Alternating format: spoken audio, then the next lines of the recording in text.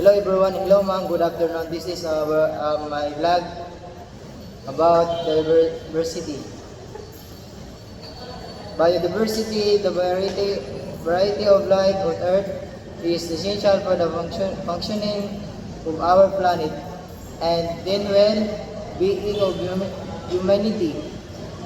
It provides us with food, medicine, clean water and other resources, and plays a critical role in regulating our climate and ecosystem services. Unfortunately, biodiversity is under threat with human activities causing species loss and habitat destruction.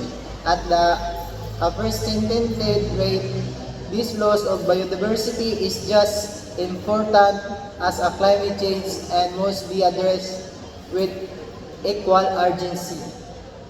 The loss of biodiversity is driven by a range of factors, including habitat destruction and climate change, overexploitation, and invasive species.